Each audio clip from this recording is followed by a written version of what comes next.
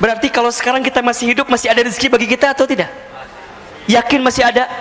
Apa rezekinya? Bukankah membuka mata rezeki? Bukankah bernapas rezeki? Bukankah kita melihat keluarga rezeki? Bukankah kita masih punya sahabat rezeki? Bukankah kita masih bisa menikmati hidup adalah rezeki? Jangan pernah membatasi rezeki pada sifat yang bentuknya materi saja. Terlalu kecil, terlalu kerdil kalau kita membatasi rezeki pada bab yang sifatnya rupiah saja, yang pada sifat duitnya saja. Gaji terbatas, tapi rezeki Allah tidak terbatas. Gaji ada selipnya, tapi rezeki tidak ada selipnya. Bismillahirrahmanirrahim. Assalamualaikum warahmatullahi wabarakatuh. Subhanallahi wa bihamdihi, subhanallahil azim, adada khalqihi wa ridha nafsihi wa zinata arshihi wa midada kalimatihi. Asyhadu an la ilaha illallah wahdahu la syarikalah wa asyhadu anna Muhammadan abduhu wa rasuluh. Allahumma sholli ala sayyidina Muhammadin sallallahu alaihi wasallam. Dan tentu kita berharap kepada Allah, setiap hari yang kita jalani adalah hari-hari yang kita isi dalam kebaikan dan perbaikan. Maka orang beriman yang cerdas dalam hidupnya adalah dia yang paling banyak mempersiapkan bekal untuk kehidupan setelah kehidupan dunia ini. Rasulullah SAW pernah menyampaikan, satu kali Rasul pernah ditanya oleh seorang, "Ya Rasulullah, siapakah orang beriman yang paling utama hidupnya, yang paling mulia hidupnya?" Maka Rasulullah SAW kemudian menjawab, orang beriman yang paling mulia, yang paling utama hidupnya adalah ahsanuhum khuluqa, yang paling baik akhlaknya. Kemudian seseorang itu bertanya kembali, lantas siapakah orang beriman yang paling cerdas dalam hidupnya? Maka Rasulullah SAW kemudian menjawab, yang paling cerdas dalam hidupnya adalah dia yang paling banyak ingat mati dan mempersiapkan bekal kematiannya. Allahu Akbar. Bapak Ibu yang dirahmati Allah, dalam beberapa hari kebelakang, bulan kebelakang, kita banyak mendengar kabar saudara kita, sahabat kita, teman kita, tetangga kita yang sudah dipanggil usianya oleh Allah Subhanahu wa taala, baik karena wabah COVID-19 atau karena penyakit yang lain. Apa sebenarnya renungan yang bisa kita dapatkan? Tentu yang paling utama adalah membuat kita harus semakin ingat, merenung bahwa kita semua juga sama, tinggal menunggu detak-detik perjumpaan dengan kematiannya saja. Yang membedakan mereka yang sudah diambil usianya dengan kita adalah hanya waktu take off-nya saja, hanya waktunya saja. Beliau lebih duluan, nah kita barangkali belum diberikan kesempatan untuk itu. Hanya kita semua percaya bahwa kita semua pasti akan berjumpa dengan bab yang namanya kematian itu. Kullu nafsin dha'iqatul maut. Setiap yang bernafas, setiap yang berjiwa pasti akan meninggal, pasti akan mati.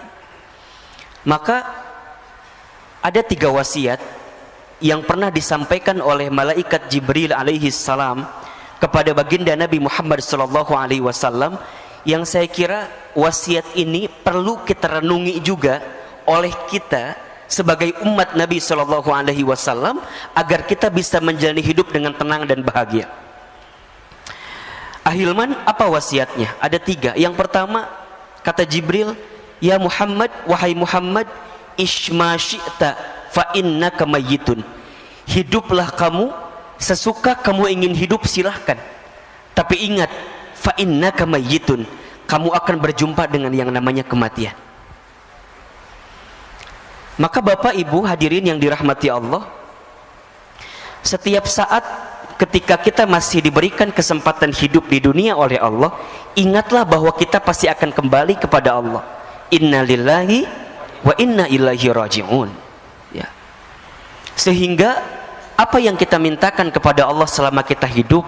Selama kita hidup, kita pengen bener hidup selamat di jalan Allah dan wafat dalam keadaan baik di jalan Allah.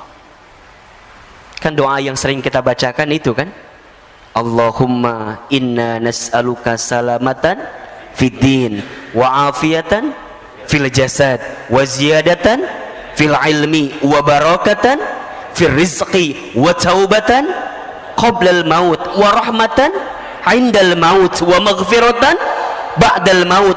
Allahumma hawwin alaina fi syakaratil maut wan najata minan nar wal afwa indal hisab.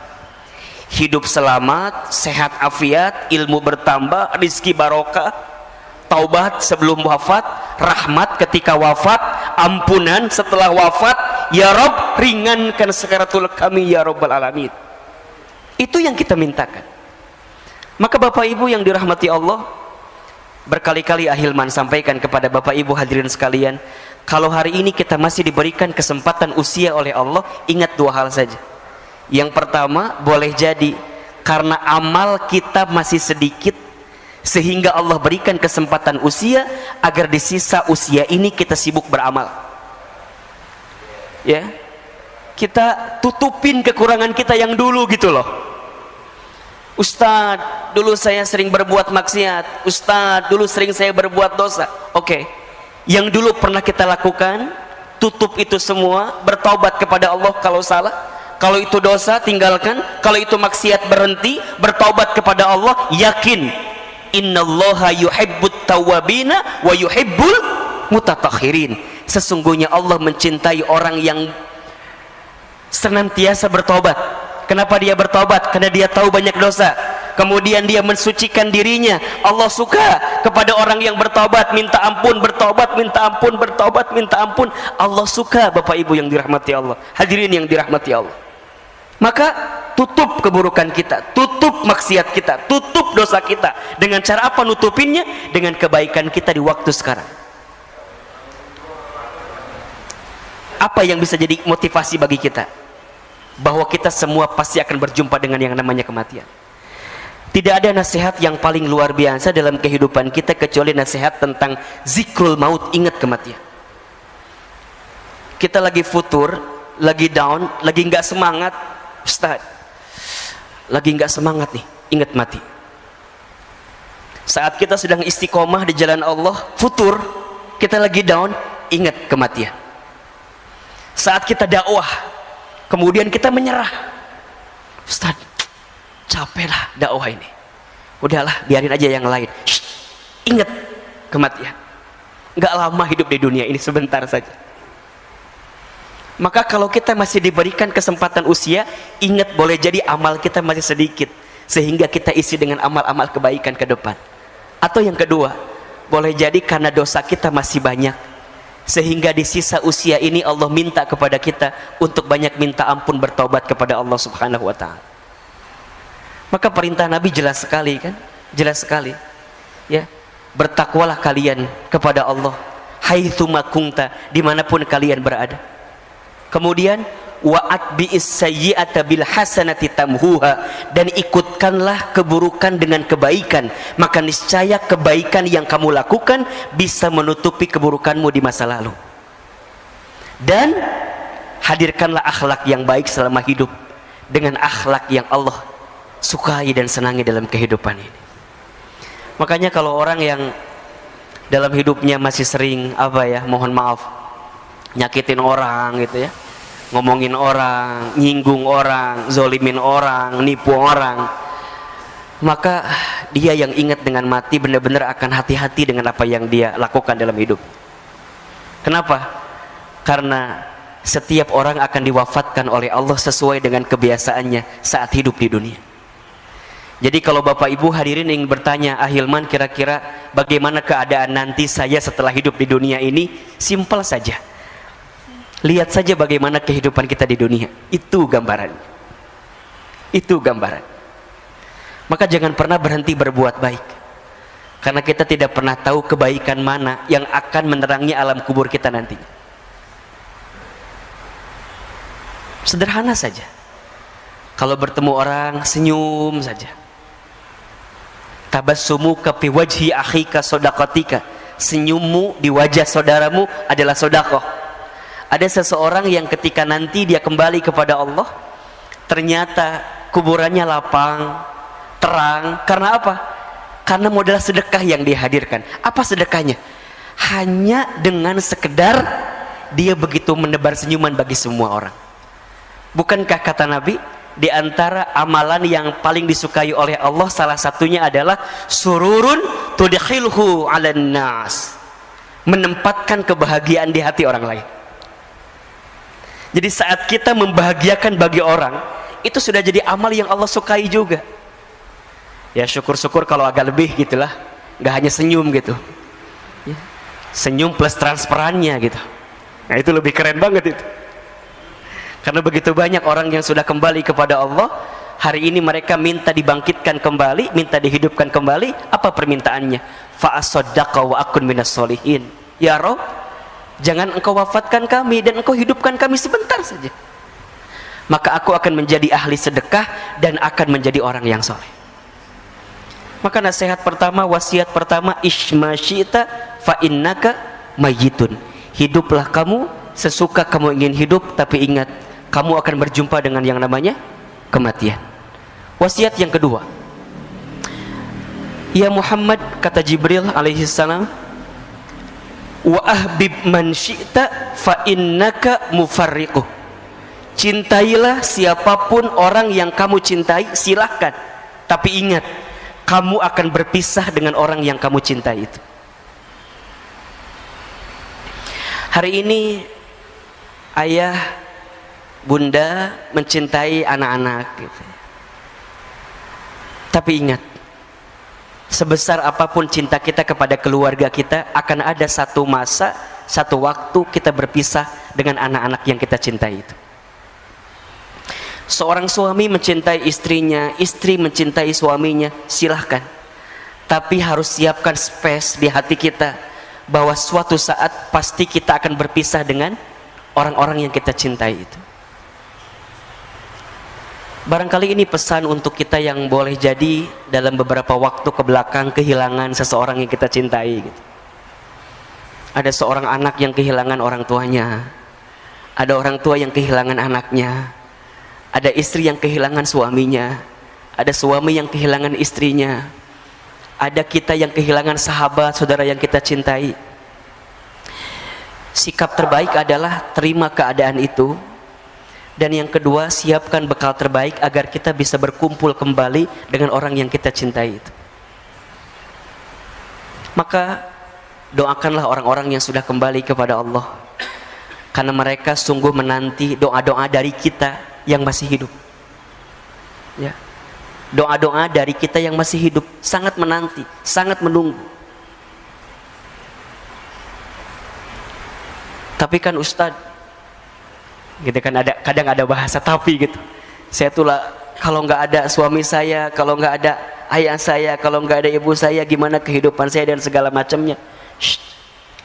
Ya, yakin saja Allah selalu lebih tahu mana yang terbaik dibanding kita. Mungkin untuk kita pengennya beliau-beliau tuh masih ada gitu. Tapi ingat, catatan takdir Allah itu lebih baik daripada apa yang kita ketahui selama ini. Wa asa an takrahu syai'an wa huwa khairul lakum wa asa an tuhibbu syai'an wa huwa syarrul lakum wallahu ya'lamu wa antum la ta'lamun. Boleh jadi kamu membenci sesuatu padahal itu baik bagimu. Boleh jadi kamu menyukai sesuatu padahal itu buruk bagimu. Allah lebih tahu sedangkan kamu tidak mengetahuinya. Maka sikap pertama adalah terima bahwa kita pasti akan berpisah dengan orang yang kita cintai itu. So simpelnya, sederhananya, pesannya, ayah bunda, bapak ibu, jamaah, kalau hari ini kita masih bersama dengan orang yang kita cintai, maka cintailah mereka dengan sepenuh hati, dengan sepenuh cinta, karena kita akan merasakan kehilangan yang paling dalam ketika kita benar-benar kehilangan orang yang kita cintai itu.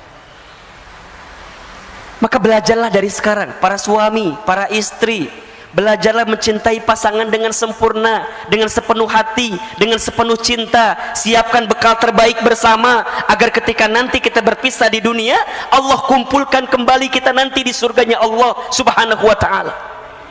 Itu permintaan kita. Saya ditinggal orang tua saya ketika saya kecil. Sedih pasti, gelisah iya. Terus apa yang saya lakukan? Hari ini apa yang kita hadirkan? Kita berdakwah, kita belajar, kita menuntut ilmu, kita menyampaikan apa yang kita dapatkan dari guru-guru kita. Di antara motivasinya, ya Rob, kalau seandainya hamba di waktu kecil belum sempat bisa membalas kebaikan orang tua hamba, maka hamba bermohon kepadamu ya Rob, kalau hari ini ada sedikit ilmu yang hamba sampaikan kepada orang lain, tolong ya Rob, jadikan amal ini sebagai hadiah terbaik untuk orang tua hamba, agar kemudian nanti orang tua hamba bisa berkumpul kembali bersama hamba di tempat yang terbaik di hadapanmu ya Rabbal Alamin. Maka seorang anak yang ditinggal oleh orang tuanya, kalau kita ingin membahagiakan orang tua kita, tidak ada cara lain kecuali jadilah anak yang soleh. Itu, jadilah anak yang soleh. Doakan orang tua kita, beramal soleh, niatkan untuk orang tua kita. Insya Allah mudah-mudahan nyampe jadi kebaikan buat orang tua kita. Idza matal insan in qata'a amaluhu illa min salasin. Ketika manusia meninggal terputus semua amalnya. Ingat nih, perhatikan ya. Yang terputus amal siapa? Amal si mayit. Tapi kalau amal orang-orang yang beserta dengannya, bersama dengan dirinya, boleh jadi sampai. Apa diantaranya? Sodakatin jariyatin, sedekah jariah. Maka Bapak Ibu yang dirahmati Allah, kalau kita masih diberikan kesempatan hidup hari ini, silahkan bersedekah jariah. Ustaz, orang tua saya dulu nggak sempat bersedekah, apakah boleh kita anaknya melanjutkan? Silahkan. Insya Allah. Satu kali ada seorang sahabat bernama Sa'ad bin Ubadah radhiyallahu an bertanya kepada Nabi sallallahu alaihi wasallam, ya Rasulullah, aku ingin berbakti kepada ibundaku, tapi ibundaku sudah wafat. Bagaimana caranya agar aku bisa berbuat baik untuk ibundaku? Rasul kemudian menjawab, bersedekahlah untuk ibundamu. Kemudian sahabat ini bertanya kembali, ya Rasulullah, sedekah apa yang bisa aku berikan untuk ibundaku? Kata Nabi, sedekah air. Maksudnya gimana? Kata Nabi, bangunkan sumur atas nama ibundamu, maka insya Allah setiap sumur yang nanti keluar airnya digunakan oleh orang lain, maka setiap air yang mengalir itu akan sampai pahalanya untuk ibundamu yang sudah wafat. Maka ayo siapkan dari sekarang apa? Insya Allah akan mengalir terus deras. Kalau ada orang tuanya yang sudah wafat, coba tengok, kalau masih ada hartanya yang sekiranya bisa kita sedekahkan kepada kepentingan umat, keluarkan. Baik itu masjidnya kah, baik itu fasilitas yang ada di masjidnya kah, karpetnya, AC-nya, kipas anginnya, gentengnya, lantainya, semua niatkan. Insya Allah itu jadi kebahagiaan buat orang tua kita yang sudah kembali kepada Allah. Aw ilmin yuntafa'uh bih, ilmu yang diamalkan tidak akan pernah terputus. Sampai yang ketiga, waladin solihin yad'ulah, anak soleh yang mendoakan. Ketika memaknai anak soleh yang mendoakan ini, tidak terbatas pada anak kandung. Kalau anak kandung kalimatnya ibnin, tapi di sini waladin. Waladin itu berarti anak manusia. Siapa saja mereka, siapa saja, selama mereka itu soleh, kemudian mendoakan si mayit tadi, maka insya Allah doanya akan sampai. Kalau ada seorang dosen misalnya, saya dosen, saya punya mahasiswa misalnya, kemudian saya kembali kepada Allah, mahasiswa saya soleh, mereka mendoakan saya, maka insya Allah doanya sampai. Itulah waladin solihin.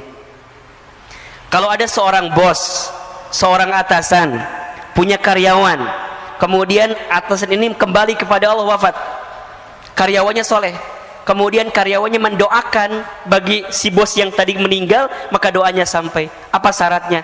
Satu, soleh; dua, doakan. Pesannya apa? Selama kita hidup, selama itulah kita harus memperbanyak teman dan sahabat yang soleh. Agar apa? Agar saat kita kembali kepada Allah, ada yang mendoakan kita dengan kesolehan dan kebaikan. Sekarang coba evaluasi. Cek kontak handphone kita, cek grup WhatsApp kita, cek teman sosial media kita. Apakah banyak di antara mereka yang soleh, yang kelak kalau kita kembali kepada Allah mereka mendoakan kita? Bapak Ibu, saya itu dalam beberapa hari kebelakang tuh banyak merenung begini. Ya Rob, kalau seandainya usia saya sampai hari ini, apakah akan ada ya orang yang mendoakan saya atau tidak? Apakah akan ada orang yang membuatkan ID Zoom kemudian mendoakan saya dalam Zoom yang diundang melalui Zoom yang hari ini sering kali kita lihat? Bapak Ibu sering lihat kan sekarang ya, takziah virtual itu yang kemudian kita doa bersama gitu ya di Zoom. Sekarang pertanyaannya adalah, kalau Bapak Ibu yang kembali kepada Allah, apakah akan ada orang yang mendoakan itu? Apakah akan ada orang yang join bersama Zoom yang diundang oleh keluarga kita atau tidak? Coba renungi ini. Coba renungi ini. Maka kita semua pasti akan berpisah Bapak Ibu. Selama kita hari ini masih bersama, ayo kita isi kebersamaan dengan kebaikan dan perbaikan ini. Gak boleh ada lagi iri, dengki, hasud, hasad. Gak boleh lagi, berhenti. Mau sampai kapan? Gak lama kok hidup kita di dunia ini, sebentar saja. Kalau ada orang yang pernah menyakiti kita, maafkan. Mau sampai kapan kita mendendam rasa kepada orang yang pernah menyakiti kita? Belajar memaafkan saja. Belajar hidup dengan mencintai satu sama lain. Kalau ada orang yang berbeda paham, selisih paham, berbeda pendapat, ya sudah, cukup pada berbeda pendapat saja. Tapi jangan dimasukkan ke dalam hati, bahkan sampai muncul sifat benci di hati kita. Jangan. Sifat benci kepada orang lain yang kita tanam itu, itulah yang menjauhkan kita dari rahmat Allah Subhanahu wa ta'ala. Maka case close, bersih, selesai. Berpisah sebentar lagi kita. Maka ayo berdamai. Yang sering berantem, yang masih berantem, ya, berdamai, selesailah. Kita akan berpisah kok sebentar lagi. Yang ketiga wasiatnya, kata Jibril alaihissalam, ya Muhammad, wa'mal ma syi'ta fa innaka mazyun bih. Wahai Muhammad, lakukan saja apa yang ingin kamu lakukan, perbuat saja apa yang ingin kamu perbuat, tapi ingat, mazyun bih, kamu akan diminta pertanggungjawaban dari apa yang kamu lakukan. Apa yang perlu kita sadari? Banyak. Satu, sadar kalau kita hamba Allah yang sangat lemah. La haula wa la quwata illa billah. Apa yang kita sombongkan dalam hidup ternyata tidak ada yang pantas kita sombongkan, karena hakikatnya kita adalah manusia yang lemah. Yang kedua, Allah pengen kita sadar, boleh jadi selama ini banyak dosa-dosa yang pernah kita lakukan, banyak maksiat yang pernah kita kerjakan, sehingga kita harus sadar diri betul bahwa kita harus segera bertaubat kepada Allah. Akui kalau kita zalim, akui kalau kita salah. Bukankah sifat pengakuan diri terhadap kesalahan itu adalah sesuatu yang sangat disukai oleh Allah dalam diri kita? Ketika Nabi Adam alaihi salam itu dikeluarkan dari surga karena berbuat sesuatu yang dibenci oleh Allah, apa yang Nabi Adam melakukan? Berdoa dengan mengakui kesalahannya. Rabbana dzalamna anfusana wa illam taghfir lana wa tarhamna lanakunanna minal khasirin. Rabbana dzalamna, ya Rabb, dzalamna, kami zalim. Akui salah. Ketika Nabi Yunus terlockdown di perutnya ikan paus, apa yang Nabi Yunus lakukan? Berdoa. Doanya apa? Pengakuan tentang kesalahan, tentang kekurangan. Diabadikan juga dalam Al-Quran. La ilaha illa anta Subhanaka inni kuntu minadz zalimin. La ilaha illa anta, tiada Tuhan selain Engkau ya Allah. Subhanaka, maha suci Engkau. Inni, sesungguhnya aku, kuntu minadz zalimin, aku berada dalam golongan orang-orang yang zalim, salah. Akui kalau kita banyak dosa, akui kalau kita banyak salah. Sadar diri. Wa ma asabakum min musibatin fabima kasabat aydikum wa ya'fu an katsir. Dalam surat Asy-Syura ayat 30 Allah sampaikan, dan apa-apa musibah yang menimpa kamu sekalian itu disebabkan oleh apa? Oleh ulah perilaku tangan kamu sekalian. Tuh. Berarti apa Ustaz? Kita banyak dosa? Iya, banyak salah. Siapa yang paling banyak dosanya? Saya. Gitu. Siapa yang paling banyak dosa? Siapa yang paling banyak dosa? Siapa yang paling banyak dosa? Saya. Jangan sibuk dengan aib orang, jangan sibuk dengan dosa orang lain. Sibuklah dengan dosa kita, karena kita banyak dosa. Terus gimana Ustadz? Ya, walaupun kita banyak dosa, kita yakin Allah Maha Pengampun. Kan itu. Maka apa yang ketiga? Sadar diri bahwa tidak ada yang bisa menolong kita kecuali siapa? Allah. Itu. Di tengah kondisi ujian ini, Allah pengen kita makin berserah kepada Allah, makin yakin ke Allah, makin bersandar ke Allah. Jangan-jangan selama ini kita jauh dari Allah.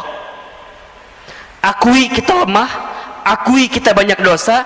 Yang ketiga, akui, sadar kalau kita butuh pertolongan Allah Subhanahu wa ta'ala, karena tidak ada yang bisa menolong kita kecuali Allah. Hasbunallah wa ni'mal wakil, ni'mal maula wa ni'man nasir. Itu ada satu doa, ini bagus sekali, doa yang dibacakan oleh Nabi Musa alaihissalam ketika menyeberangi lautan bersama Bani Israel. Boleh Bapak Ibu amalkan doa ini ya. Hafal nggak doanya? Pernah dengar belum kira-kira ya? Doanya, Allahumma lakal hamdu wa ilaikal mustaka wa antal musta'an wa la hawla wa la quwwata illa billahil aliyyil azim. Coba saya sekali, Bapak Ibu sekali. Allahumma lakal hamdu wa ilaikal mustaka wa antal musta'an wa la hawla wa la quwwata illa billahil aliyyil azim. Ini doanya. Doa ketika Nabi Musa menyeberangi lautan bersama Bani Israel. Jadi bahasanya lagi mepet nih, lagi himpit kan? Di depan lautan, di belakang pasukan Firaun. Ya kan? Mikirnya ke depan udah pasti kecebur ke laut, kalau balik ke belakang ditangkap oleh Firaun. Bingung kan apa yang terjadi? Maka keluarlah doa yang tadi. Allahumma ya Allah, lakal hamdu, hanya untukmu segala pujian ya Rabb. Wa ilaikal mustaka, dan hanya kepadamu lah aku mengadu ya Rabb gitu. Hanya kepadamu lah aku curhat. Hanya kepadamu lah aku menggelisahkan urusanku, masalahku, kesulitanku, persoalanku, bebanku. Wa ilaikal mustaka, hanya kepadamu ya Allah mustaka. Ishtaka ya Rabb, aku ngadu, aku ngeluh ya Rabb. Bapak Ibu, ngeluh tuh boleh apa enggak? Boleh, asalkan ngeluhnya sama siapa? Punten. Ngeluh sama Allah boleh, berarti doa. Yang tidak boleh adalah ngeluh kepada manusia. Kalau kita ngeluh kepada manusia, berarti kita tidak ridho dengan apa yang Allah berikan, dan kita tidak bersandar kepada Allah. Ngeluh Ustaz, wa ilaikal mustaka, kepada Allah. Kenapa harus kepada Allah? Apa kata Nabi Musa? Wa antal musta'an ya Rabb, karena hanya Engkau yang bisa menolong kami ya Rabb. Ya Rabb, yang bisa menolong kita siapa? Allah. Wala haula wala quwata illa billah. Sungguh tidak ada daya upaya, tidak ada kemampuan kecuali Engkau ya Rabb yang memberikan kemampuan kepada kami. Maka hari ini Bapak Ibu yang dirahmati Allah Subhanahu wa taala, kita diajarkan untuk benar-benar bersandar kepada Allah. Hati-hati. Hati-hati ya. Jangan bersandar kepada selain Allah. Berharap kepada manusia adalah patah hati yang disengaja. Kalau ingin bahagia, berharapnya sama Allah saja. Hari ini kita berharap kepada apa yang kita lakukan juga salah, tapi berharaplah kepada Allah. Di tengah pandemi, prokes jalan terus, harus. Itu ikhtiar kita. Vaksin, bismillah, jalan terus. Tapi ingat, di balik itu semua, kita harus bertawakal kepada Allah. Bismillahirrahmanirrahim. Allah, la haula wa la quwata illa billahil aliyyil azim. Kesombongan kita, keangkuhan kita yang tidak bersandar kepada Allah lah yang kemudian akan mengundang azab dalam diri kita, musibah dalam diri kita, dan sesuatu yang menyakitkan dalam diri kita. Maka ya, jalani ikhtiar dengan terbaik, tapi ingat yang menentukan semuanya adalah Allah. Maka sadar diri betul, banyak minta pertolongan kepada Allah ya. Banyak minta ampun kepada Allah, karena di tengah kondisi ini Allah sangat menanti-nanti doa-doa kita. Allah menanti-nanti apa yang kita hadirkan. Termasuk di tengah kondisi seperti ini, yang benar-benar kita perlu hadirkan selama hidup adalah sikap kita dalam menyikapi semuanya. Tolong catat baik-baik ya. Ada 4 kunci hidup bahagia ini. Yang pertama, ridho dengan apa yang Allah berikan kepada kita. Ini penting sekali. Allahumma raddini biqadaika wasobirni ala balaika wa'uzi'ni syukra ala ni'amaika. Ya Rabb, berikan aku kemampuan untuk ridho dengan segala ketentuan. Sikap ridho, terima kalau ini sudah terjadi, terima kalau ini terjadi, kalau ini menimpa kita. Berhenti menggelisahkan keadaan, berhenti mengeluhkan keadaan, karena kita yakin apa yang Allah datangkan dalam kehidupan kita ada hikmah yang sedang Allah siapkan untuk kita. Pentingnya sikap ridho, karena Allah hanya akan bersama dengan orang-orang yang ridho. Rasulullah SAW bersabda, Inna idhamal jazai ma'a idhamil balai. Sesungguhnya beratnya ujian, besarnya pahala itu tergantung beratnya ujian. Innallaha idza ahabba qauman ibtalahum. Sesungguhnya Allah apabila sedang mencintai suatu kaum, seorang hamba, ibtalahum, maka Allah segerakan ujian bagi mereka. Faman radiya falahur ridho. Barang siapa yang ridho dengan segala ketentuan Allah, maka di dalamnya ada keridhaan Allah. Waman sakhita, dan barang siapa yang murka, yang benci, yang marah dengan segala ketentuan Allah, falahus sukhtu, maka di dalamnya ada kemurkaan dari Allah. Maka sikap pertama ridho, terima dengan keadaan yang kita dapatkan saat ini. Yang kedua, ikhlas ketika melakukan sesuatu. Ridho saat menerima, ikhlas saat melepas. Lakukan sesuatu karena Allah. Belajarlah melakukan sesuatu karena Allah. Inna sholati wa nusuki wa mahyaya wa mamati lillahi rabbil alamin. Yang ketiga, sabar ketika diberi musibah. Dan yang keempat, syukur ketika diberi nikmat. 4 kunci bahagia. Ridho ketika menerima, ikhlas ketika melepas, sabar ketika ditimpa musibah, syukur ketika diberi nikmat. Termasuk hari ini boleh jadi ada di antara kita yang sedang gelisah dengan urusan rezeki ya. Karena bab kita bicara tentang bekerja gitu ya. Saya mohon izin, mungkin tadi di awal-awal lebih banyak kepada konteks menyadari kita tentang keadaan pandemi ini gitu ya. Nah, di tengah kondisi kita saat ini, saya tahu kita hari ini sedang banyak gelisah dengan urusan rezeki. Betul apa enggak? Betul? Banyak orang yang mungkin mohon maaf ya, harus di PHK, diberhentikan, dirumahkan. Ada nggak? Banyak. Ada orang yang omset bisnisnya berkurang. Ada? Ada.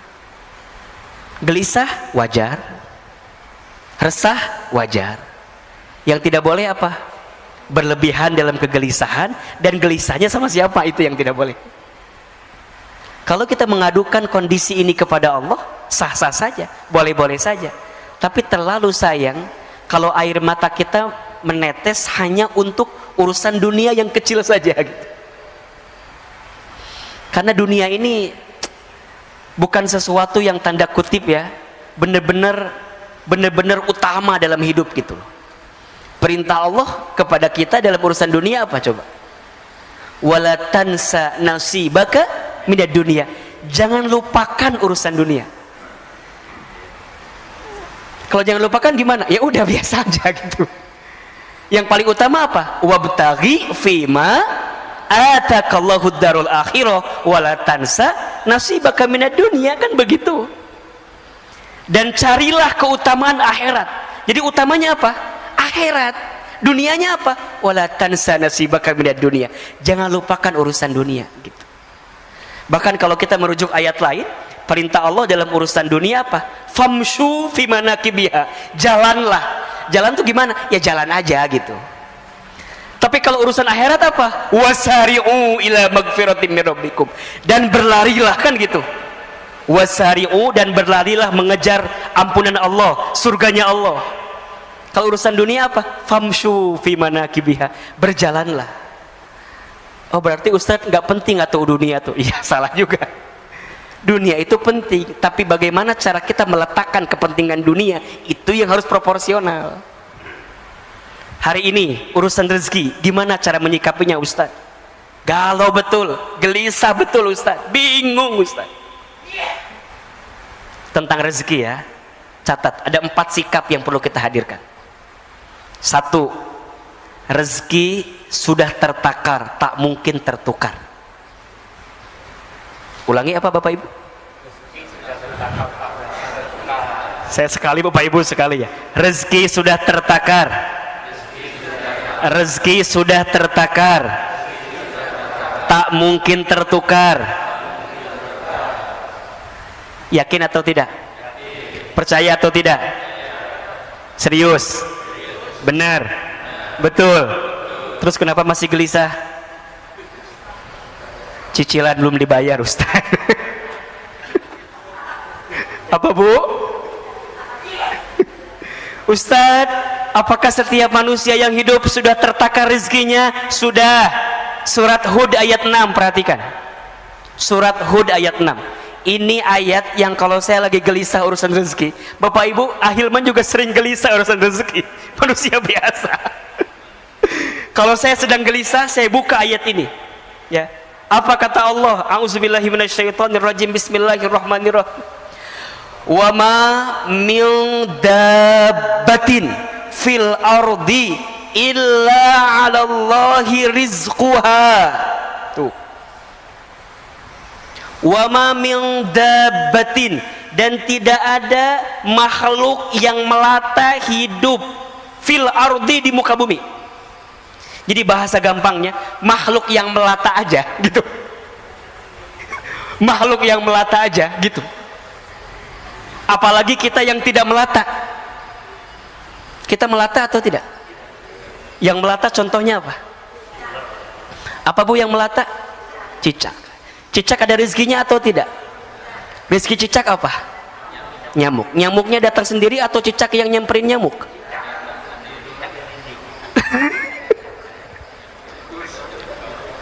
Yang nyamperin nyamuk ke cicak atau cicak ke nyamuk?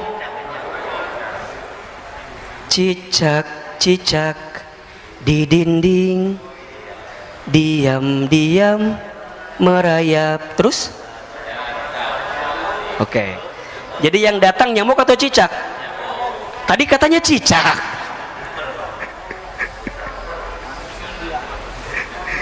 Tidak usah memperdebatkan nyanyian itu lah ya. Bapak Ibu, ini banyak orang yang lupa tuh. Ada konteks yang pertamanya apa? Cicak di mana kerjanya? Kantor Cucak di mana? Di dinding. Ya. Apa kerjaan Cucak? Diam-diam merayap. Ini ada diam-diam merayap. Itu ikhtiar atau bukan? Itu usaha atau bukan? Ya. Ya, betul nggak? Ya, konteksnya sebelum ke sana nih. Nanti itu akan ada pada sikap kedua. Sikap pertamanya illa 'alallahi rizquha, dan setiap manusia yang hidup, makhluk yang hidup, bahkan yang melata pun 'alallahi rizquha, dijamin oleh Allah rizkinya. Maka kalau hari ini ayah, bunda, bapak, ibu, kita semua jamaah yang hadir masih diberikan kesempatan hidup oleh Allah, maka di saat yang bersamaan Allah masih menyiapkan jatah rezeki untuk kita. Kalau hari ini kita masih bangun dari tidur kita, masih membuka mata kita, masih menghembuskan nafas kita, maka di saat yang bersamaan tolong catat baik-baik, masih ada jatah rezeki untuk kita. Karena seseorang tidak akan pernah diwafatkan oleh Allah sebelum habis jatah rezekinya. Berarti kalau sekarang kita masih hidup, masih ada rezeki bagi kita atau tidak? Yakin masih ada?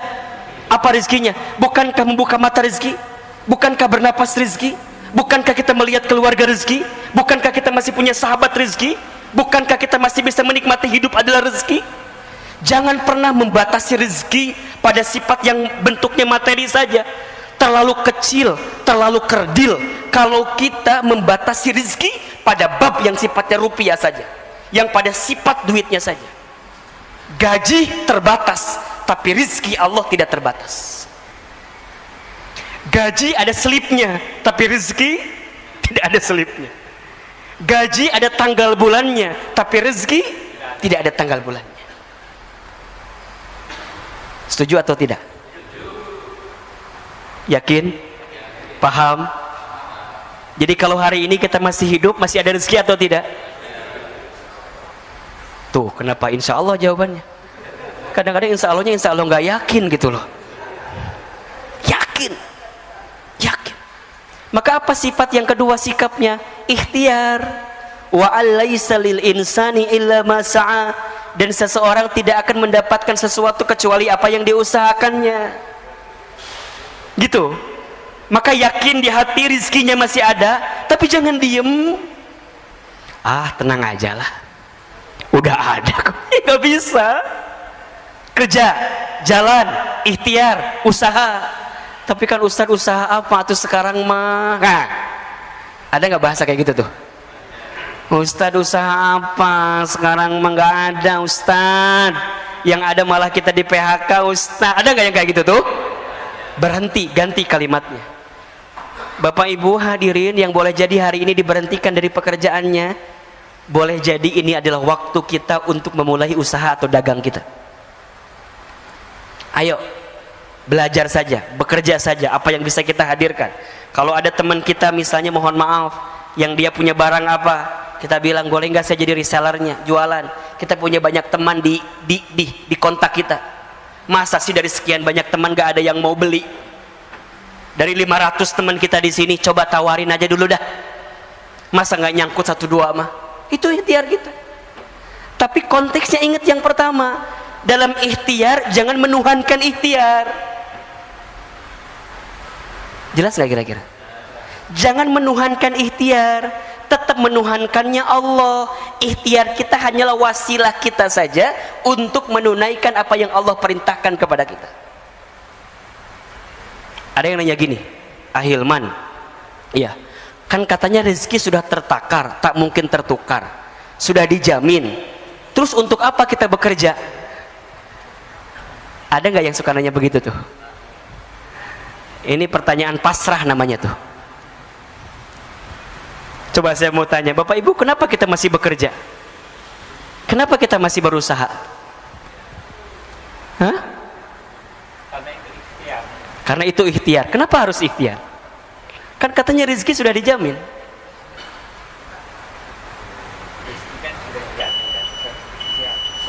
Oke, kalau Bapak Ibu belum bisa menjawab ini, berarti selama ini kita masih menuhankan ikhtiar kita.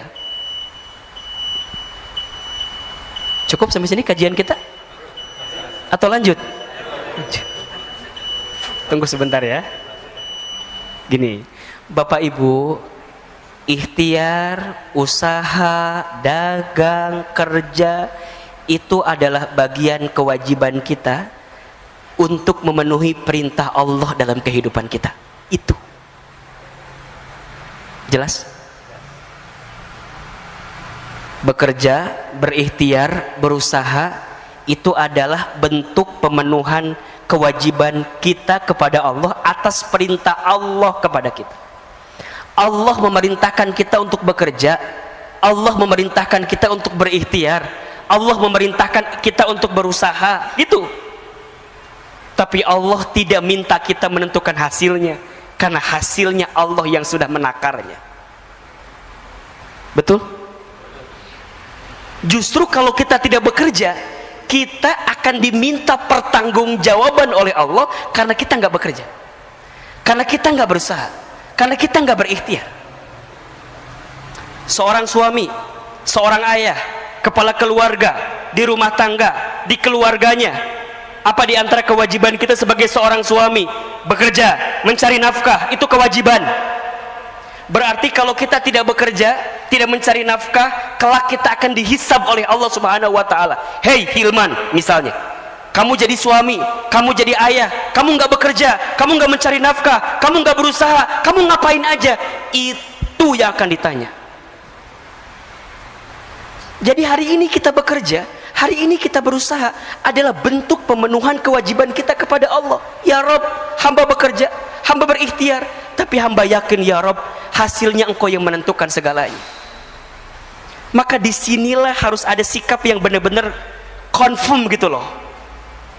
Rizki Allah yang jamin, kita hanya berikhtiar menjalankannya.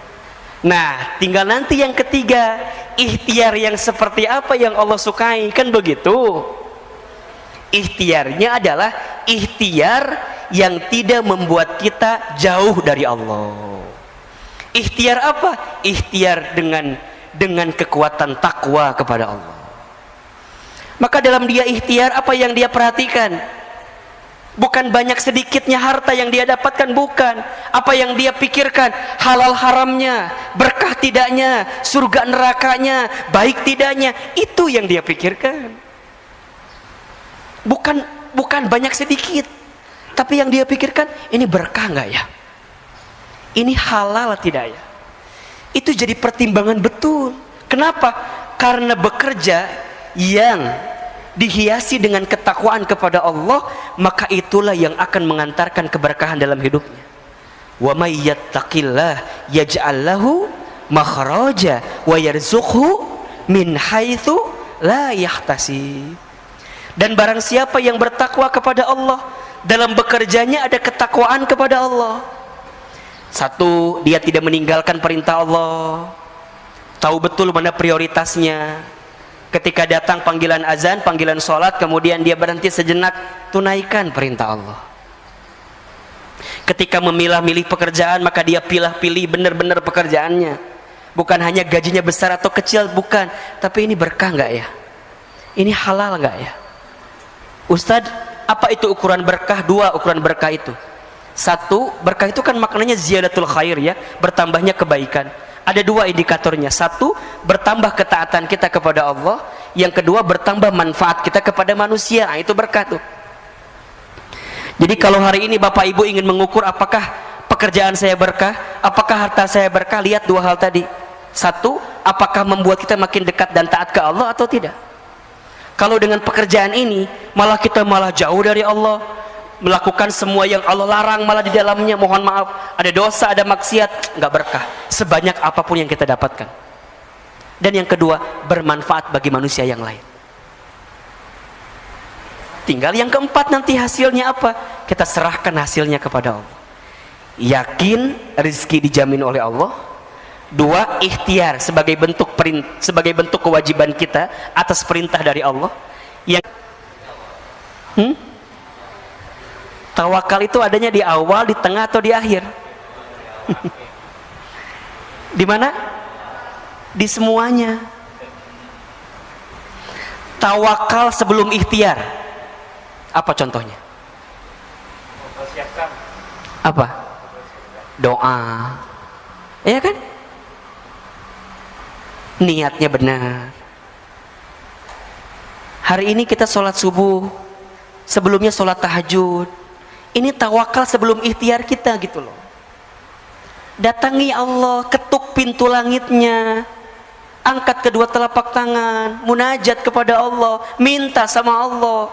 Kadang-kadang fokus kita lebih sibuk kepada pekerjaan kita, tapi kita nggak ngetuk pintunya Allah sebelum kita bekerja.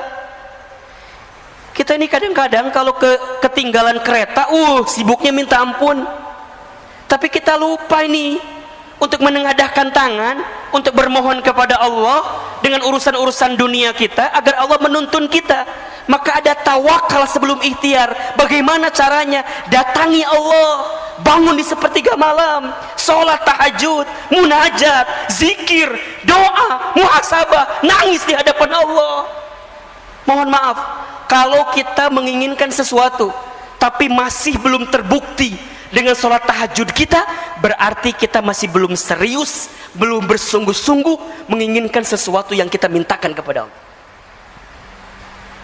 Maka hari ini Bapak Ibu, sahabat saya yang sedang sulit urusan dunianya, urusan rezekinya, ayo bangun di sepertiga malam, minta sama Allah. Nangis kalau bisa. Bukankah waktu sepertiga malam itu adalah waktu yang sangat istimewa? Janji Allah kepada kita surat Al-Isra 79. Wa minal laili fatahajjad bihi nafilatan laka asa ayyab'asaka rabbuka maqaman mahmuda. Dan di waktu malam fatahajjad bihi, bangunlah kamu. Untuk apa? Dirikan salat tahajud nafilatan laka, sebagai tambahan untuk dirimu.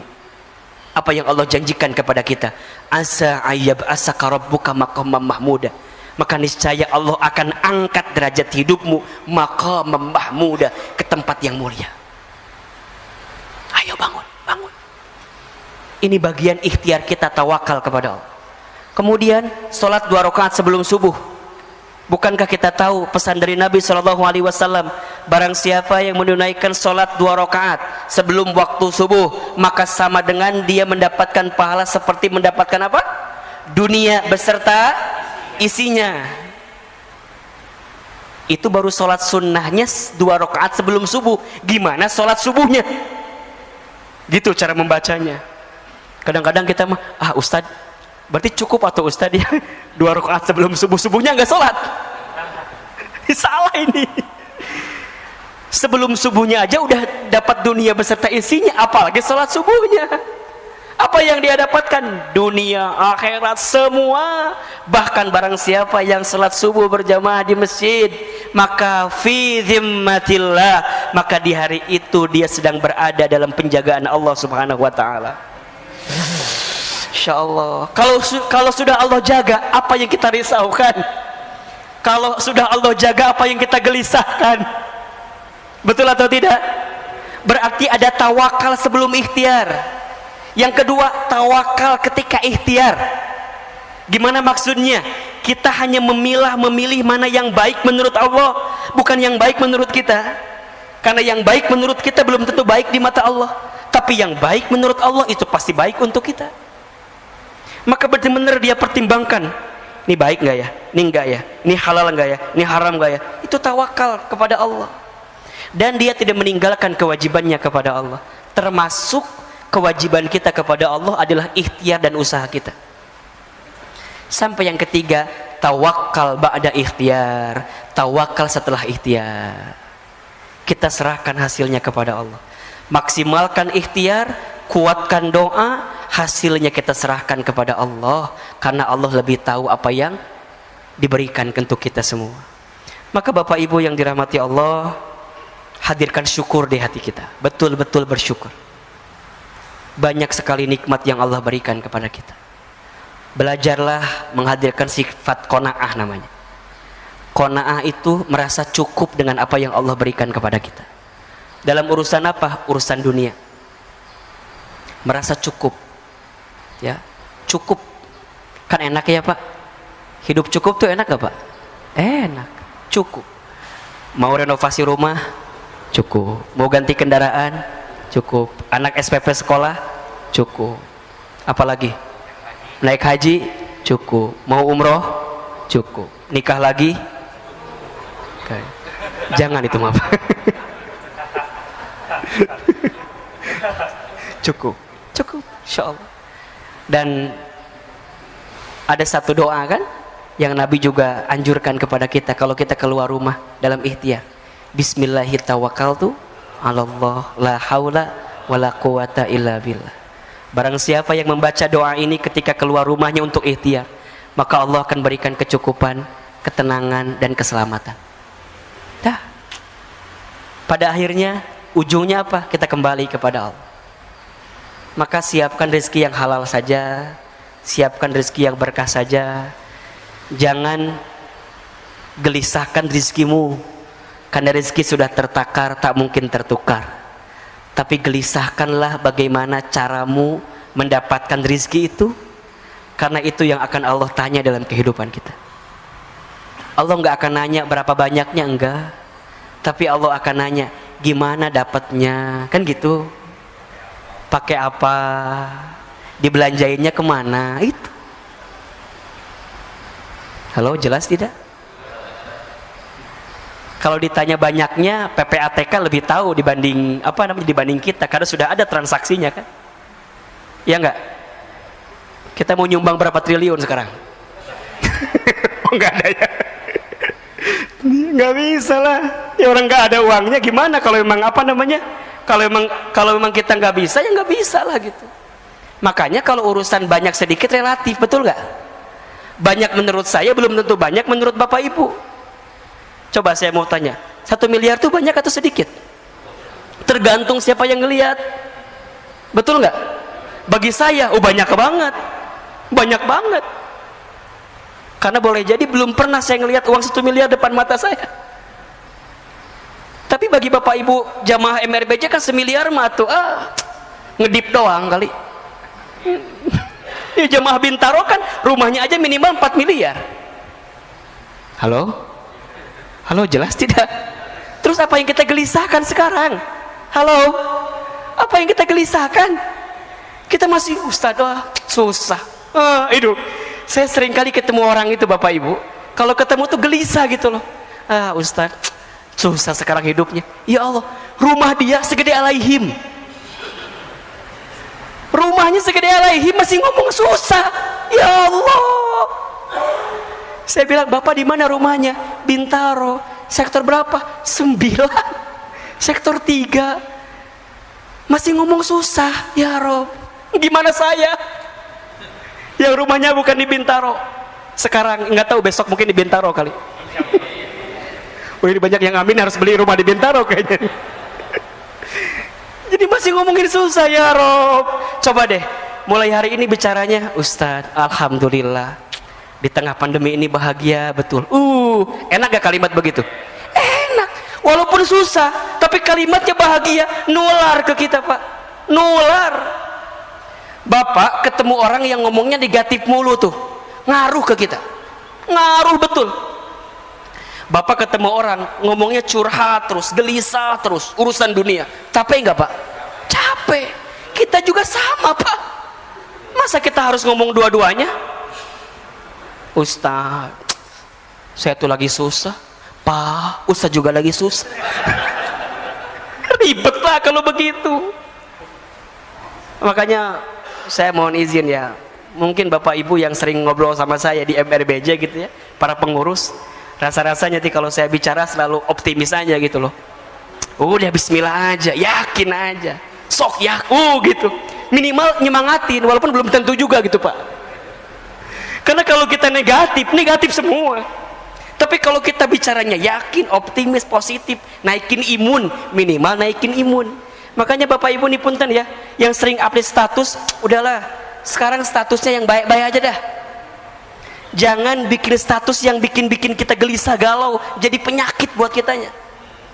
Makanya kalau ada yang statusnya nggak jelas, udah delete aja dah. Gak usah jadi teman kita, pusing. Imun kita turun Pak. Coba Bapak dapat berita yang kira-kira hoax dan segala macam, ngaruh nggak Pak? Ngaruh. Malah kalau bisa mah udahlah sosial media distancing lah, matiin lah liur. Pusing nggak kira-kira? Pusing. Coba bapak ibu ada status begini nih, gini nih contohnya nih, lapar. Status macam apa itu ya? Lapar. Tinggal makan gitu ya. Kalau ada itu juga. Kalau nggak ada gimana? Bukan, bapak kirim GoFood ke dia gitu loh. Ini cuma baca doang. Oh, alhamdulillah masih ada yang lapar, ya Allah. Berarti sama-sama saya lapar juga. Bismillah, yakin. Oh ya Allah. Ternyata ada juga kondisi yang begini, doakan. Ayo, kalau kita berlebih harta, berikan. Coba, nggak pernah akan habis pak. Ya, harta itu kan dibagi 3 ya. Ada harta yang dimakan, ujungnya jadi kotoran, kan begitu ya. Ada harta yang disimpan, ujungnya jadi apa? Jadi simpanan. Kalau kita meninggal jadi apa? Jadi warisan. Kalau anak kita soleh jadi apa? Jadi kebaikan. Kalau anak kita salah, jadi sengketaan. Berantem dah, ya enggak? Yang ketiga, harta yang kita amalkan, yang jadi bekal kita sedekahkan, itu yang akan jadi jalan kita menuju Allah kelak nantinya. Maka ayolah hidup secukupnya saja, hidup yang cukup. Insya Allah mudah-mudahan kita lebih tegar, lebih yakin ya. Maka nasihatnya adalah kalau kita senang, senang sekedarnya. Kalau kita sedih, sedih sewajarnya, kan gitu. Pada akhirnya semua akan berhenti, pergi dan selesai. Kuncinya ridho saat menerima, ikhlas saat melepas, syukur saat diberi nikmat, sabar saat diberi musibah. Mudah-mudahan Allah berikan karunia kepada kita semua. Dan tentu kita berharap kepada Allah, setiap hari yang kita jalani adalah hari-hari yang kita isi dalam kebaikan dan perbaikan. Maka orang beriman yang cerdas dalam hidupnya adalah dia yang paling banyak mempersiapkan bekal untuk kehidupan setelah kehidupan dunia ini. Rasulullah SAW pernah menyampaikan, satu kali Rasul pernah ditanya oleh seorang, ya Rasulullah, siapakah orang beriman yang paling utama hidupnya, yang paling mulia hidupnya? Maka Rasulullah SAW kemudian menjawab, orang beriman yang paling mulia, yang paling utama hidupnya adalah ahsanuhum khuluqa, yang paling baik akhlaknya. Kemudian seseorang itu bertanya kembali, lantas siapakah orang beriman yang paling cerdas dalam hidupnya? Maka Rasulullah SAW kemudian menjawab, yang paling cerdas dalam hidupnya adalah dia yang paling banyak ingat mati dan mempersiapkan bekal kematiannya. Allahu Akbar. Bapak Ibu yang dirahmati Allah, dalam beberapa hari kebelakang, bulan kebelakang, kita banyak mendengar kabar saudara kita, sahabat kita, teman kita, tetangga kita yang sudah dipanggil usianya oleh Allah Subhanahu wa taala, baik karena wabah COVID-19 atau karena penyakit yang lain. Apa sebenarnya renungan yang bisa kita dapatkan? Tentu yang paling utama adalah membuat kita harus semakin ingat, merenung bahwa kita semua juga sama, tinggal menunggu detak-detik perjumpaan dengan kematiannya saja. Yang membedakan mereka yang sudah diambil usianya dengan kita adalah hanya waktu take off-nya saja, hanya waktunya saja. Beliau lebih duluan, nah kita barangkali belum diberikan kesempatan untuk itu. Hanya kita semua percaya bahwa kita semua pasti akan berjumpa dengan bab yang namanya kematian itu. Kullu nafsin dha'iqatul maut. Setiap yang bernafas, setiap yang berjiwa pasti akan meninggal, pasti akan mati. Maka ada 3 wasiat yang pernah disampaikan oleh malaikat Jibril alaihi salam kepada baginda Nabi Muhammad sallallahu alaihi wasallam, yang saya kira wasiat ini perlu kita renungi juga oleh kita sebagai umat Nabi sallallahu alaihi wasallam agar kita bisa menjalani hidup dengan tenang dan bahagia. Ahilman, apa wasiatnya? Ada 3. Yang pertama, kata Jibril, ya Muhammad, wahai Muhammad, ishma syi'ta fa innaka mayyitun. Hiduplah kamu sesuka kamu ingin hidup silahkan, tapi ingat, fa innaka mayyitun, kamu akan berjumpa dengan yang namanya kematian. Maka Bapak Ibu hadirin yang dirahmati Allah, setiap saat ketika kita masih diberikan kesempatan hidup di dunia oleh Allah, ingatlah bahwa kita pasti akan kembali kepada Allah. Inna lillahi wa inna ilaihi raji'un. Ya. Sehingga apa yang kita mintakan kepada Allah selama kita hidup, kita pengen benar hidup selamat di jalan Allah dan wafat dalam keadaan baik di jalan Allah. Kan doa yang sering kita bacakan itu kan, Allahumma inna nas'aluka salamatan fid din wa afiyatan fil jasad wa ziyadatan fil ilmi wa barakatan fil rizqi wa taubatan qabla al maut wa rahmatan indal maut wa maghfiratan ba'dal maut. Allahumma hawwin alaina fi syakaratil maut wan najata minan nar wal afwa indal hisab.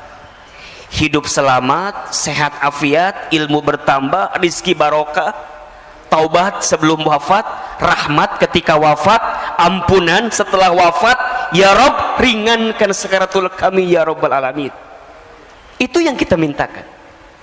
Maka Bapak Ibu yang dirahmati Allah, berkali-kali Ahilman sampaikan kepada Bapak Ibu hadirin sekalian, kalau hari ini kita masih diberikan kesempatan usia oleh Allah, ingat dua hal saja.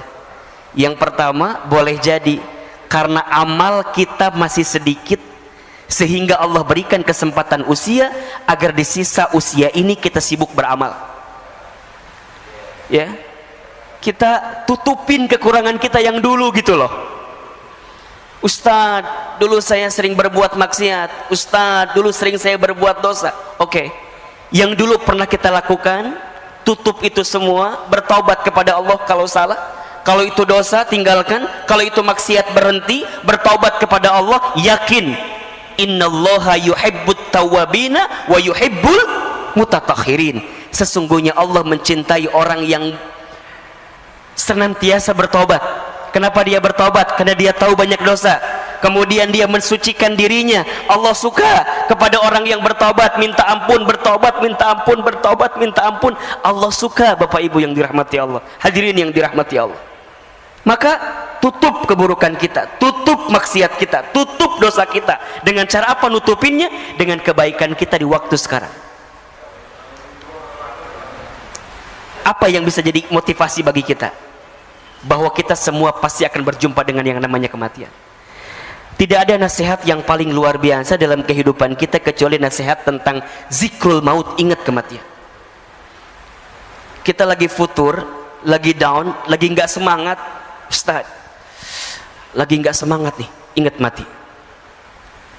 Saat kita sedang istiqomah di jalan Allah, futur, kita lagi down, ingat kematian.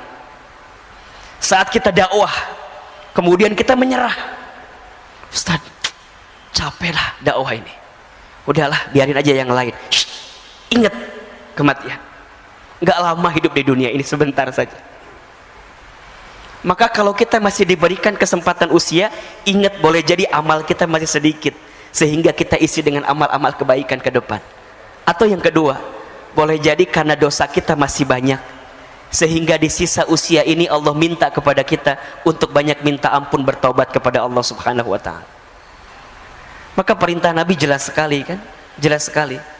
Ya, bertakwalah kalian kepada Allah haitsuma kunta, dimanapun kalian berada.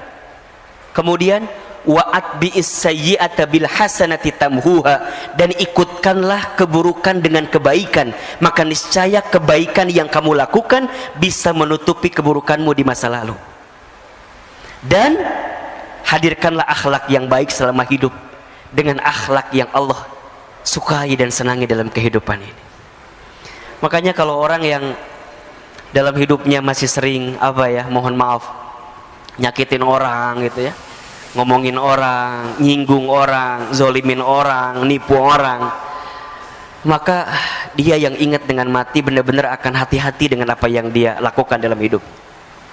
Kenapa? Karena setiap orang akan diwafatkan oleh Allah sesuai dengan kebiasaannya saat hidup di dunia. Jadi kalau Bapak Ibu hadirin ingin bertanya, Hilman kira-kira bagaimana keadaan nanti saya setelah hidup di dunia ini, simpel saja. Lihat saja bagaimana kehidupan kita di dunia. Itu gambaran. Itu gambaran. Maka jangan pernah berhenti berbuat baik. Karena kita tidak pernah tahu kebaikan mana yang akan menerangi alam kubur kita nanti. Sederhana saja. Kalau bertemu orang, senyum saja. Tabassumuka fi wajhi akhika shadaqatika. Senyummu di wajah saudaramu adalah sedekah. Ada seseorang yang ketika nanti dia kembali kepada Allah, ternyata kuburannya lapang, terang. Karena apa? Karena modal sedekah yang dihadirkan. Apa sedekahnya? Hanya dengan sekedar dia begitu menebar senyuman bagi semua orang. Bukankah kata Nabi, di antara amalan yang paling disukai oleh Allah salah satunya adalah sururun tudkhilhu 'alan nas, menempatkan kebahagiaan di hati orang lain. Jadi saat kita membahagiakan bagi orang, itu sudah jadi amal yang Allah sukai juga. Ya syukur-syukur kalau agak lebih gitulah, nggak hanya senyum gitu ya. Senyum plus transparannya gitu. Nah itu lebih keren banget itu. Karena begitu banyak orang yang sudah kembali kepada Allah, hari ini mereka minta dibangkitkan kembali, minta dihidupkan kembali. Apa permintaannya? Fa'asaddaqa wa akun minas solihin. Ya Rabb, jangan engkau wafatkan kami dan engkau hidupkan kami sebentar saja, maka aku akan menjadi ahli sedekah dan akan menjadi orang yang soleh. Maka nasihat pertama, wasiat pertama, ishma syi'ta fa innaka mayyitun. Hiduplah kamu sesuka kamu ingin hidup, tapi ingat, kamu akan berjumpa dengan yang namanya kematian. Wasiat yang kedua, ya Muhammad, kata Jibril alaihi salam, wa ahbib man syi'ta fa innaka mufarriquh. Cintailah siapapun orang yang kamu cintai, silahkan, tapi ingat, kamu akan berpisah dengan orang yang kamu cintai itu. Hari ini ayah, bunda mencintai anak-anak gitu.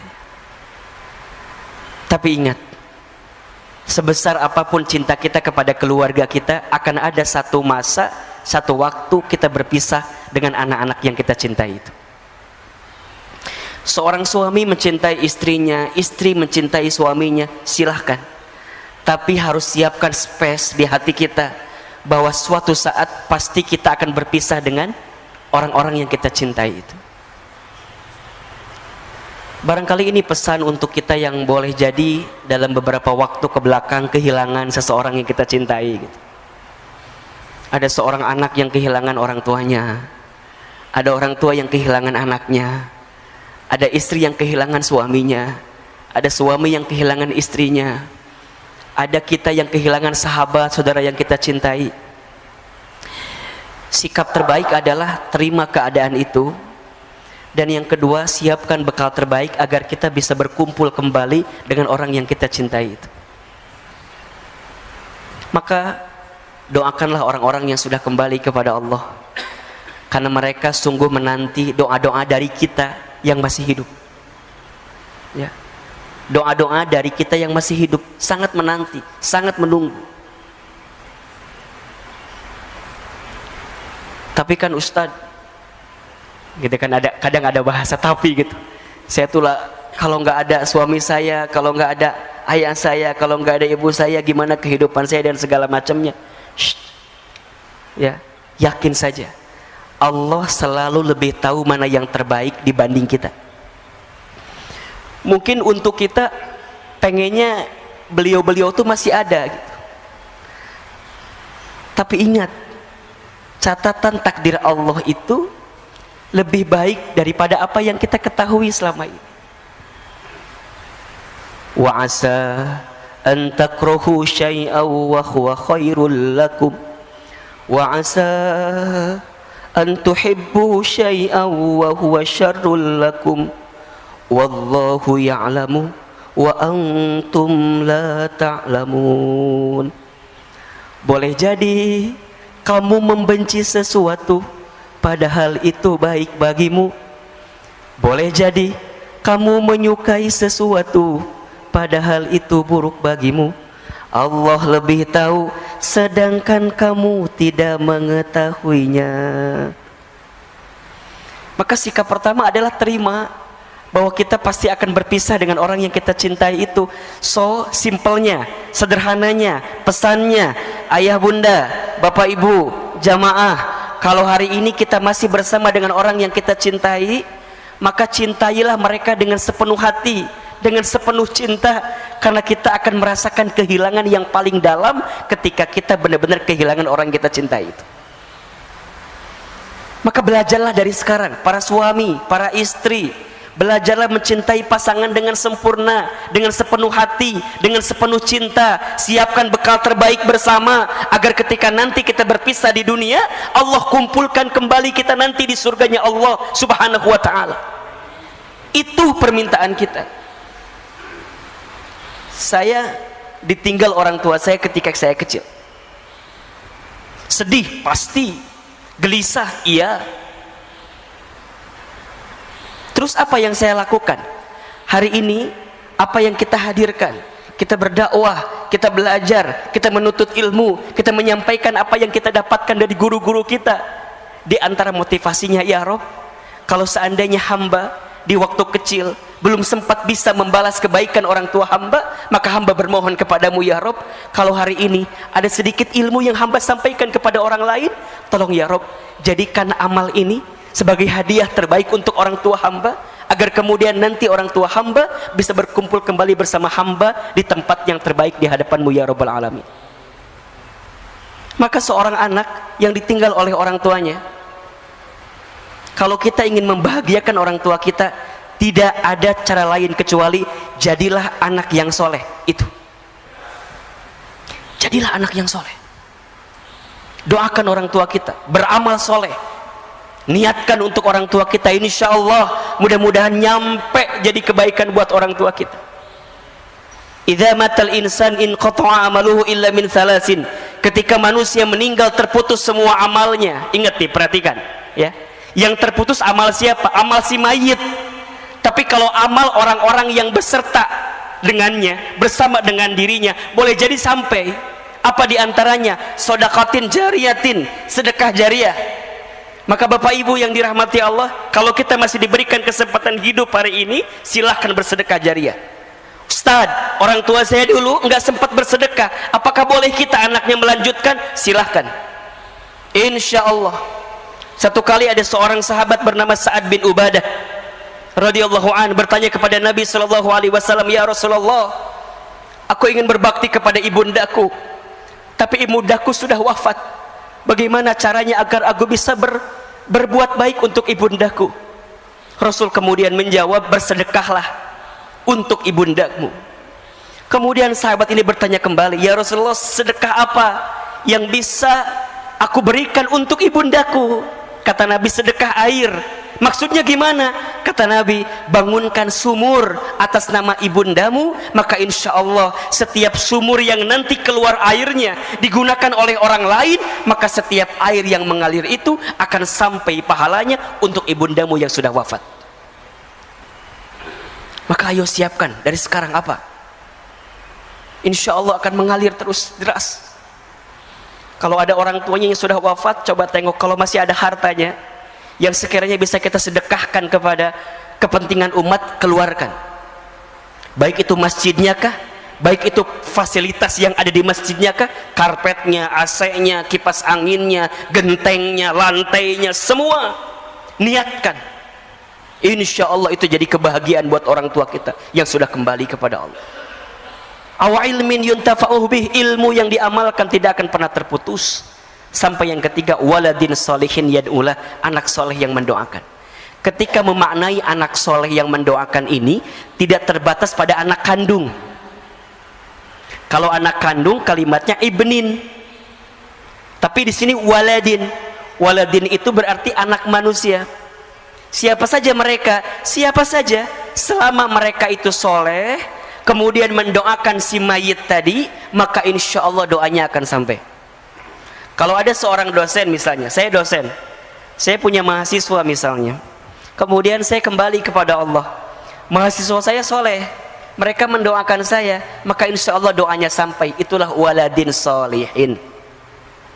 Kalau ada seorang bos, seorang atasan, punya karyawan, kemudian atasan ini kembali kepada Allah, wafat, karyawannya soleh, kemudian karyawannya mendoakan bagi si bos yang tadi meninggal, maka doanya sampai. Apa syaratnya? 1, soleh, 2, doakan. Pesannya apa? Selama kita hidup, selama itulah kita harus memperbanyak teman dan sahabat yang soleh. Agar apa? Agar saat kita kembali kepada Allah, ada yang mendoakan kita dengan kesolehan dan kebaikan. Sekarang coba evaluasi. Cek kontak handphone kita, cek grup WhatsApp kita, cek teman sosial media kita. Apakah banyak di antara mereka yang soleh, yang kelak kalau kita kembali kepada Allah mereka mendoakan kita? Bapak Ibu, saya itu dalam beberapa hari ke belakang tuh banyak merenung begini. Ya Rob, kalau seandainya usia saya sampai hari ini, apakah akan ada ya orang yang mendoakan saya atau tidak? Apakah akan ada orang yang membuatkan ID Zoom kemudian mendoakan saya dalam Zoom yang diundang melalui Zoom yang hari ini sering kali kita lihat? Bapak Ibu sering lihat kan sekarang ya, takziah virtual itu yang kemudian kita doa bersama gitu ya di Zoom. Sekarang pertanyaannya adalah, kalau Bapak Ibu yang kembali kepada Allah, apakah akan ada orang yang mendoakan itu? Apakah akan ada orang yang join bersama Zoom yang diundang oleh keluarga kita atau tidak? Coba renungi ini. Coba renungi ini. Maka kita semua pasti akan berpisah Bapak Ibu. Selama kita hari ini masih bersama, ayo kita isi kebersamaan dengan kebaikan dan perbaikan ini. Gak boleh ada lagi iri, dengki, hasud, hasad. Gak boleh lagi, berhenti. Mau sampai kapan? Gak lama kok hidup kita di dunia ini, sebentar saja. Kalau ada orang yang pernah menyakiti kita, maafkan. Mau sampai kapan kita mendendam rasa kepada orang yang pernah menyakiti kita? Belajar memaafkan saja. Belajar hidup dengan mencintai satu sama lain. Kalau ada orang yang berbeda paham, selisih paham, berbeda pendapat, ya sudah, cukup pada berbeda pendapat saja. Tapi jangan dimasukkan ke dalam hati, bahkan sampai muncul sifat benci di hati kita. Jangan. Sifat benci kepada orang lain yang kita tanam itu, itulah yang menjauhkan kita dari rahmat Allah Subhanahu wa ta'ala. Maka case close, bersih, selesai. Berpisah sebentar lagi kita. Maka ayo berdamai. Yang sering berantem, yang masih berantem, ya, berdamai, selesailah. Kita akan berpisah kok sebentar lagi. Yang ketiga wasiatnya, kata Jibril alaihissalam, ya Muhammad, wa'mal ma syi'ta fa innaka mazyun bih. Wahai Muhammad, lakukan saja apa yang ingin kamu lakukan, perbuat saja apa yang ingin kamu perbuat, tapi ingat, mazyun bih, kamu akan diminta pertanggungjawaban dari apa yang kamu lakukan. Apa yang perlu kita sadari? Banyak. Satu, sadar kalau kita hamba Allah yang sangat lemah. La haula wa la quwata illa billah. Apa yang kita sombongkan dalam hidup ternyata tidak ada yang pantas kita sombongkan, karena hakikatnya kita adalah manusia yang lemah. Yang kedua, Allah pengen kita sadar, boleh jadi selama ini banyak dosa-dosa yang pernah kita lakukan, banyak maksiat yang pernah kita kerjakan, sehingga kita harus sadar diri betul bahwa kita harus segera bertaubat kepada Allah. Akui kalau kita zolim, akui kalau kita salah. Bukankah sifat pengakuan diri terhadap kesalahan itu adalah sesuatu yang sangat disukai oleh Allah dalam diri kita? Ketika Nabi Adam alaihi salam itu dikeluarkan dari surga karena berbuat sesuatu yang dibenci oleh Allah, apa yang Nabi Adam lakukan? Berdoa dengan mengakui kesalahannya. Rabbana dzalamna anfusana wa illam taghfir lana wa tarhamna lanakunanna minal khasirin. Rabbana dzalamna, ya Rabb, zalamna, kami zalim. Akui salah. Ketika Nabi Yunus terlockdown di perutnya ikan paus, apa yang Nabi Yunus lakukan? Berdoa. Doanya apa? Pengakuan tentang kesalahan, tentang kekurangan. Diabadikan juga dalam Al-Quran. La ilaha illa anta subhanaka inni kuntu minadz zalimin. La ilaha illa anta, tiada Tuhan selain engkau ya Allah. Subhanaka, maha suci engkau. Inni, sesungguhnya aku, kuntu minadz zalimin, aku berada dalam golongan orang-orang yang zalim, salah. Akui kalau kita banyak dosa, akui kalau kita banyak salah. Sadar diri. Wa ma asabakum min musibatin fabima kasabat aydikum wa ya'fu an katsir. Dalam surat Asy-Syura ayat 30 Allah sampaikan, dan apa-apa musibah yang menimpa kamu sekalian itu disebabkan oleh apa? Oleh ulah perilaku tangan kamu sekalian. Tuh. Berarti apa Ustaz? Kita banyak dosa? Iya, banyak salah. Siapa yang paling banyak dosanya? Saya. Gitu. Siapa yang paling banyak dosa? Siapa yang paling banyak dosa? Siapa yang paling banyak dosa? Saya. Jangan sibuk dengan aib orang, jangan sibuk dengan dosa orang lain. Sibuklah dengan dosa kita karena kita banyak dosa. Terus gimana Ustadz? Ya, walaupun kita banyak dosa, kita yakin Allah Maha Pengampun. Kan itu. Maka apa yang ketiga? Sadar diri bahwa tidak ada yang bisa menolong kita kecuali siapa? Allah. Itu. Di tengah kondisi ujian ini Allah pengen kita makin berserah kepada Allah, makin yakin ke Allah, makin bersandar ke Allah. Jangan-jangan selama ini kita jauh dari Allah. Akui kita lemah, akui kita banyak dosa. Yang ketiga, akui, sadar kalau kita butuh pertolongan Allah Subhanahu wa ta'ala, karena tidak ada yang bisa menolong kita kecuali Allah. Hasbunallah wa ni'mal wakil, ni'mal maula wa ni'man nasir. Itu ada satu doa, ini bagus sekali, doa yang dibacakan oleh Nabi Musa alaihi salam ketika menyeberangi lautan bersama Bani Israel. Boleh Bapak Ibu amalkan doa ini ya. Hafal nggak doanya? Pernah dengar belum kira-kira ya? Doanya, Allahumma lakal hamdu wa ilaikal mustaka wa antal musta'an wa la hawla wa la quwwata illa billahil aliyyil azim. Coba saya sekali, Bapak Ibu sekali. Allahumma lakal hamdu wa ilaikal mustaka wa antal musta'an wala hawla wala quwwata illa billahil aliyyil azim. Ini doanya. Doa ketika Nabi Musa menyeberangi lautan bersama Bani Israel. Jadi bahasanya lagi mepet nih, lagi himpit kan, di depan lautan, di belakang pasukan Firaun, ya kan? Mikirnya ke depan udah pasti kecebur ke laut, kalau balik ke belakang ditangkap oleh Firaun. Bingung kan apa yang terjadi? Maka keluarlah doa yang tadi, Allahumma ya Allah, lakal hamdu, hanya untukmu segala pujian ya Rabb, wa ilaikal mustaka, dan hanya kepadamu lah aku mengadu ya Rabb, gitu. Hanya kepadamu lah aku curhat, hanya kepadamu lah aku menggelisahkan urusanku, masalahku, kesulitanku, persoalanku, bebanku. Wa ilaikal mustaka, hanya kepadamu ya Allah, mustaka, ishtaka ya Rabb, aku ngadu, aku ngeluh ya Rabb.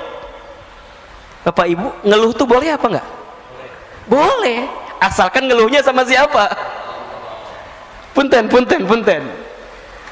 Ngeluh sama Allah boleh? berarti doa. Yang tidak boleh adalah ngeluh kepada manusia.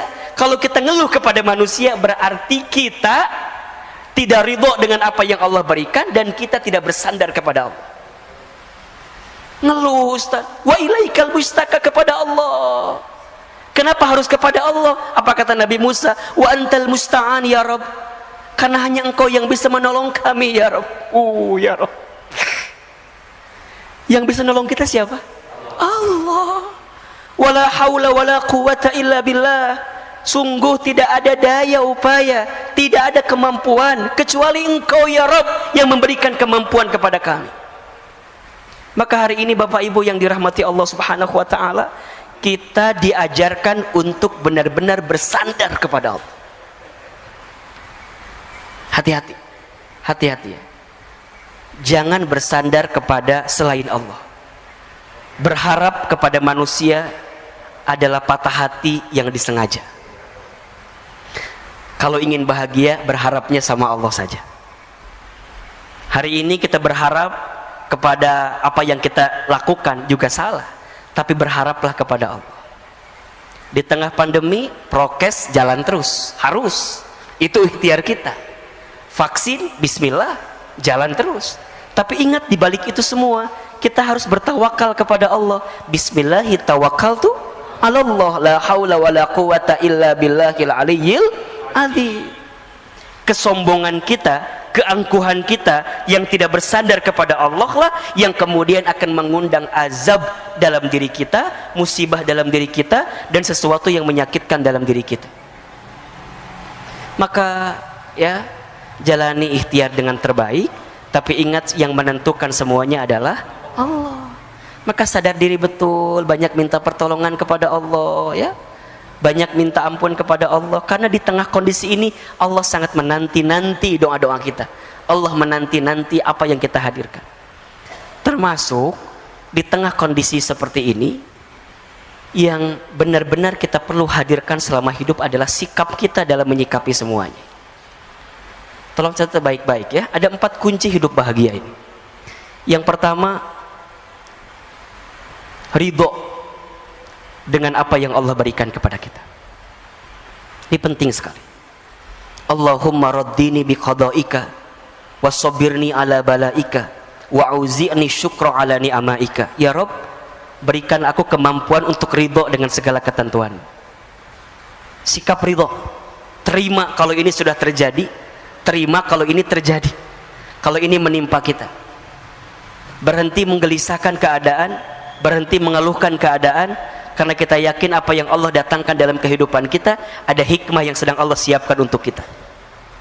Pentingnya sikap ridho, karena Allah hanya akan bersama dengan orang-orang yang ridho. Rasulullah SAW bersabda, Inna idhamal jazai ma'a idhamil balai. Sesungguhnya beratnya ujian, besarnya pahala itu tergantung beratnya ujian. Innallaha idza ahabba qauman ibtalahum. Sesungguhnya Allah apabila sedang mencintai suatu kaum, seorang hamba, ibtalahum, maka Allah segerakan ujian bagi mereka. Faman radiya falahur ridho. Barang siapa yang ridho dengan segala ketentuan Allah, maka di dalamnya ada keridhaan Allah. Waman sakhita, dan barang siapa yang murka, yang benci, yang marah dengan segala ketentuan Allah, falahus sukhtu, maka di dalamnya ada kemurkaan dari Allah. Maka sikap pertama ridho, terima dengan keadaan yang kita dapatkan saat ini. Yang kedua, ikhlas ketika melakukan sesuatu. Ridho saat menerima, ikhlas saat melepas. Lakukan sesuatu karena Allah. Belajarlah melakukan sesuatu karena Allah. Inna sholati wa nusuki wa mahyaya wa mamati lillahi rabbil alamin. Yang ketiga, sabar ketika diberi musibah. Dan yang keempat, syukur ketika diberi nikmat. 4 kunci bahagia. Ridho ketika menerima, ikhlas ketika melepas, sabar ketika ditimpa musibah, syukur ketika diberi nikmat. Termasuk hari ini boleh jadi ada di antara kita yang